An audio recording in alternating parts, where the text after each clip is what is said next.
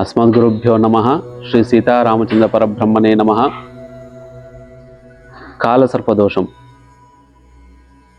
ఈ కాలసర్పదోషము దీనివల్ల కలిగే ప్రభావము ఏ పని చేసినా కానీ ఆ చదువులో కానీ, ఆరోగ్య విషయంలో కానీ, ఉద్యోగ విషయంలో కానీ, వివాహ విషయంలో, సంతాన విషయంలో ఈ కాలసర్పదోషం ఉండడం వల్ల అన్నిటికీ ఆటంకాలు ఏర్పడుతుంటాయి. చదువు విషయంలో సరిగా చదవకపోవడము, అలసత్వం ఉండడము, ఏది చదివినా గుర్తుండకపోవడము, ఉద్యోగ విషయంలో ఎంత టాప్ ర్యాంక్ వచ్చినా కానీ ఉద్యోగ విషయం వచ్చేసరికి ఇంటర్వ్యూలో ఏదో ఒక సందర్భంలో మిస్గైడ్ అయి ఇంటర్వ్యూలో సెలెక్ట్ కాకపోవడము, మరియు వివాహ విషయంలోకి వచ్చేసరికి మాట ముచ్చటైపై అమ్మాయి అబ్బాయి అందరూ నచ్చి కూడా వివాహ విషయంలో ఆటంకాలు ఏర్పడము, సంతాన విషయంలో మిస్క్యారీ అవ్వడము, లేకపోతే ఏదో ఒక సందర్భంలో సంతానం కలగకపోవడం కాబట్టి ఇలాంటి ఈ దోషం ఉండడం వల్ల ఇలాంటి జరుగుతూ ఉంటాయి.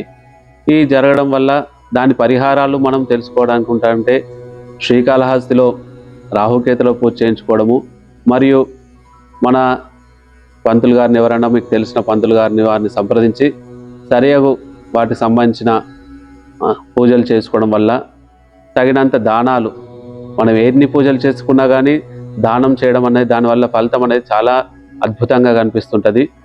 కాబట్టి ఆ కాలసర్పదోషానికి పూజ చేసుకుంటూ దానికి సంబంధించిన రాహుకేతులకు దానాలు చేయడం, ఉలువలు కానీ, మినుములు కానీ, వస్త్రదానం చేయడం కానీ, ఈ దానాలు చేయకపోయినా కానీ మనకు దగ్గరలో ఎవరైనా గోశాలలో ఉంటే గోశాలలకు వెళ్ళి వాటికి సంబంధించిన ధాన్యాలు నానబెట్టి ఒక రోజు ముందు నానబెట్టి తెల్లవారి ఏదైనా గోవుకు అట్లా ధాన్యాలు దానం చేసినా కానీ, తినిపించడం, మన చేతి ద్వారా తినిపినా కానీ, పిల్లల చదువు రీత్యా కానీ పిల్లలు తినిపించడమైనా కానీ, ఉద్యోగం చేసే వాళ్ళకి ఇబ్బందులు ఉన్న వాళ్ళు ఉద్యోగంలో వాళ్ళైనా కానీ, ఎవరైతే ఇబ్బందులు ఉన్నారో ఆ దానాలు కానీ ధాన్యాలు కానీ దానం చేసుకుంటూ ఉండడం వల్ల, పూజలు చేసుకుంటూ ఉండడం వల్ల దీని పరిహారం తెలుసుకొని పూసుకుంటే అన్ని శుభంగా అవుతుంది. జై శ్రీరామ్.